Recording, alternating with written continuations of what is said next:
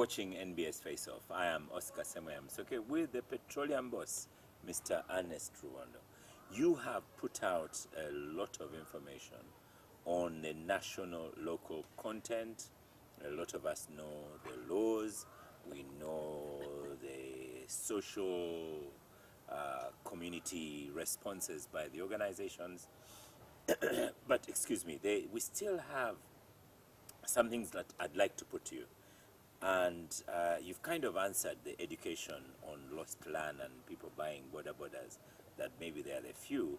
But I recall end of last year, you yourself predicted that we were going to have over 200 SMEs benefiting. So having given that figure of 200 SMEs benefiting from the oil industry, are you able to put a figure to it now? Well, actually, our results show that over 500 Ugandan companies have provided goods and services to the oil and gas sector. 500? 500, since the sector began. And over the last 2-3 years, the number we have is... this in November last year. Now is about 333 over the last 2 years. So the aspect of 200 has already been exceeded. And please bear in mind that the national content we are seeing now is on a very small segment of the sector. The investment so far has been 3.5 billion. The investment we expect is 15 billion. So you need to bear in mind that the national content you have seen now is a fraction of the opportunities for national content that are coming. So what has actually been happening on national content is to prepare Ugandans to participate in the bigger aspect of national content that is coming ahead. I like the way you put that, but do you think PAU will ever compile some statistics? I have had a challenge when you give out the 3.5 billion, there are very many people that might not be able to access or even think in terms of that. But at some point, will the oil companies put out, here are the drivers we want, and these are the specifications. Here are the chefs we want, and these are the specifications. Here are the welders we want, and these are the specifications. That would work very well. I know we have an airport, I know we have 9 kilometers of road in Bulisa, but putting out specifications would help. Instead of saying, and there are some people who are well off, sending children to universities out of Uganda to study chemistry and other oil aspects. But it would help if we had a list of what it takes to be a driver in the oil industry. That has already been done. It's already being done. We are working with the Ministry of Education. First of all, we have worked with the oil companies to predict, to describe what is required. I can tell you, for instance, that government is working with the private sector foundation to train truck drivers and the standards of truck drivers. There are 2 schools in the country that are actually training these drivers as a result of the identified need. The Ministry of Education has been given the requirements for oil and gas sector, and it has gone ahead and equipped its vocational schools with the requirements of the oil and gas sector, because the oil and gas sector requires standards. Yes. The international standards are described, and it's very impressive to see how these vocational institutions in those regions are now taking on to these standards. You find somebody graduating from a vocational institution in Hoima or in Chiriandongo, or and they have a certification of the U.S. Welding Society. So that's what is already happening. So the information has been passed out. Insisted that these guidelines are given, these specifications are given, and then the next step is to look at whether the oil companies are actually, before we even talk about training, they are recruiting low-level Ugandans to be able to do these jobs. No doubt about that. They are going to do that. Our challenge initially, they would ask for them and they wouldn't find them because they were not skilled. Yeah. But we have worked with the Ministry of Education that actually these people are there now. You have over 2,000 certified welders in the country that the company can pick up. And they are certified in many other fields like plumbing, fabrication, and so on and so on and so on. So that process is going up a higher level.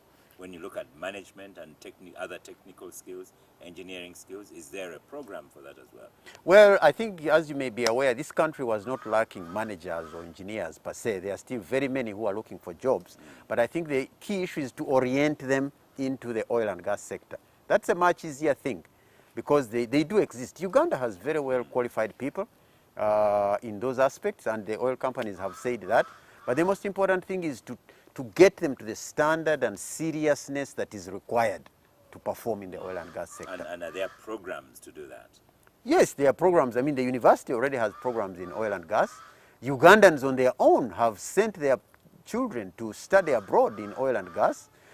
Oil companies have employed some students, some graduates directly from the universities, and they perform very well when they take them on. So it's a joint effort we are doing with the industry, and when the real work starts, we actually expect that they're going to be taking on more numbers to try to fit them in. But certainly the Petroleum Authority regulates national content, and we're ensuring that that happens to the most optimal level. Yeah. You Ernest, talk about benefits to Uganda. You're always ready to talk about them. But there are some people that disagree with you. At the time of exploration, the biggest battle you were fighting was to have oil wells in national parks. That was a big problem.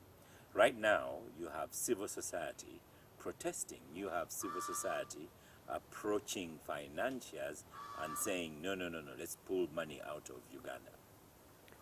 Well, we have had that, and I must say we are studying it. And the reason we are studying it is because, one, the oil and gas sector, I must say, works very well with civil society in Uganda. We have civil society that participates in policy aspects of oil and gas. We have civil society that participates in building the capacity of communities.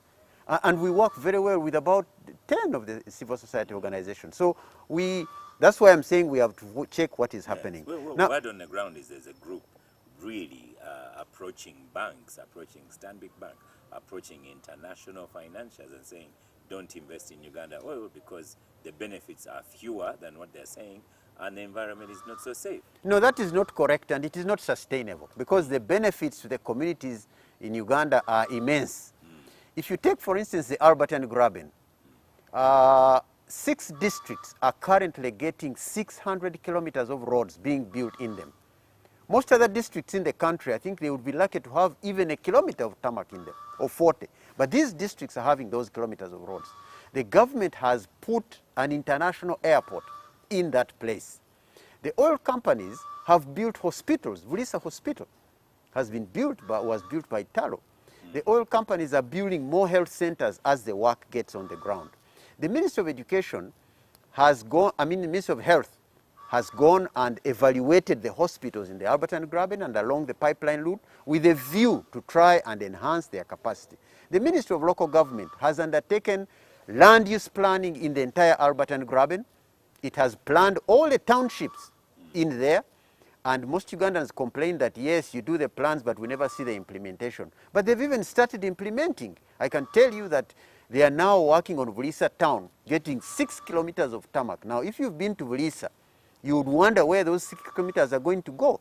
They are now planning to build markets in these small townships of Viso, Butiava, Chigorovia, and all that place.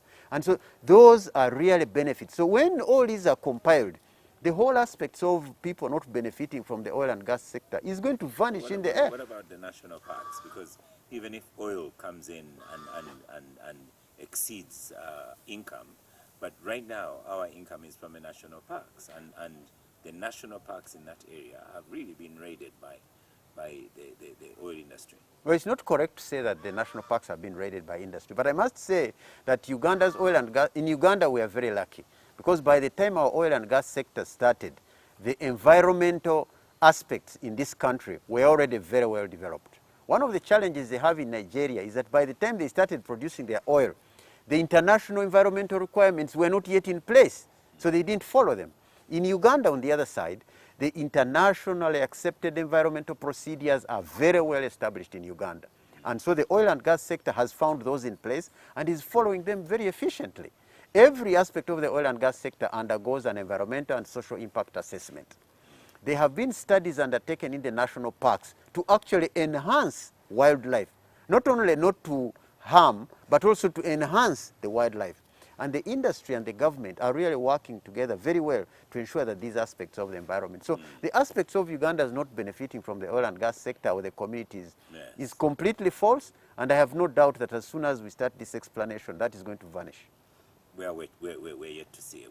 We hope it will happen. My final question, I'm looking at the environment and going back to your work with PEPD, is the weather. How is your department, how is the oil industry looking ahead into the weather? Because in some ways, Uganda weather is uncharted, new territory. Yet at PPD, you are able to forecast weather, you know, in the future. But now we have floods to begin with. How is the oil industry coping with that? Well, as you have correctly said, the weather in Uganda is very good. It's very admirable. Even when you have floods, the floods don't just come up from anywhere. They come from the water bodies already. So I think all the plans that are being made just will take into consideration the fact that you can have floods sometime. But otherwise, aspects of rain, aspects of sunshine, the infrastructure for the oil and gas sector. Considerations still going on with the Petroleum Authority as they were when you are doing exploration to begin with? Well, these are they have a very small impact on the oil and gas sector because, as you know, if, for instance, you went to the heat, oil and gas industries survive in the Middle East where temperatures go up to 50 degrees. When you come to the cold, oil and gas industry survives in Norway where temperatures go down to 30 degrees. Or out on the water bodies. Yeah, out in the water bodies. So if the oil and gas sector can function in extreme weather like that, Uganda's weather is paradise for all the aspects of the oil and gas sector. So that's not something that really bothers the oil and gas sector development in Uganda. I have a minute left, maybe. What about on waste management? Waste management is part of, has been considered as part of environmental protection and was taken very seriously from the beginning. There is a world-class waste treatment facility developed in the Albert and Graben already. So you can see, yes. An investor has put up about 6 years ago, one of the most modern waste management environment facilities. The Army has a waste management facility they are developing in Nakasongola, which is also world-class. So aspects of waste management for the oil and gas sector have been adequately tested. And these facilities have already received waste from the oil industry and have treated it very satisfactorily. On that note, Mr. Ernest Rubondo of the Petroleum Authority of Uganda, thank you so much for appearing on NBS Face Off. We can't shake hands, but thank you very much for appearance on NBS Face Off. Thank you very much for inviting me. It has been my pleasure, and I wish NBS all the best in future.